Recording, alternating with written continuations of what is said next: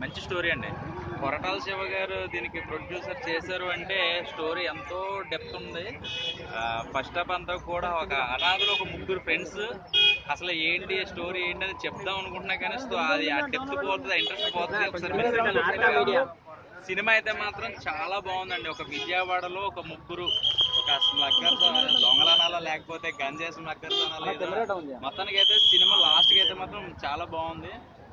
And songs కానీ ఒక ఇద్దరు హీరోయిన్లు ఉంటారు, అవన్నీ చూపించే విధానం బాగుంది. సో ఓవరాల్గా కృష్ణమ్మ అనే టైటిల్ అక్కడ ఉన్న ప్రతి ఒక్క అమ్మ నాన్న లేని ఒక అనాథలు ఉంటారు చూడండి, వాళ్ళకి కనెక్ట్ అయిపోతుంది నిజంగా. సో ఫ్రెండ్షిప్ కోసం బాగా చూపించారు. ఆ ఫ్రెండ్స్ ఒకళ్ళు చనిపోతూ ఇంకో ఇద్దరు ఫ్రెండ్స్ కూడా వాళ్ళ పగ తీర్చుకోవడానికి మధ్యలో కొన్ని సన్నివేశాలు జరుగుతాయి. సో ఏం జరుగుతుంది అనేది ఒకసారి సినిమా చూస్తే అర్థమవుతుంది. నాకైతే బాగా నచ్చింది ఏంటంటే ఫ్రెండ్షిప్ కోసం బాగా చూపించారు.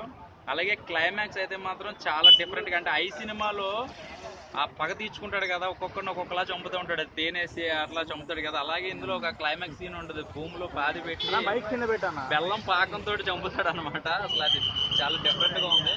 సో కృష్ణమ్మ చాలా క్లారిటీగా నీట్గా ఎక్కడ బోర్ లేకుండా, చిన్న సినిమా పెద్ద సినిమాని పక్కన పెడితే ఎక్కడ బోర్ లేకుండా సినిమా చూపించాడు చెప్పాలంటే. అంతే, జై పిఠాపురం.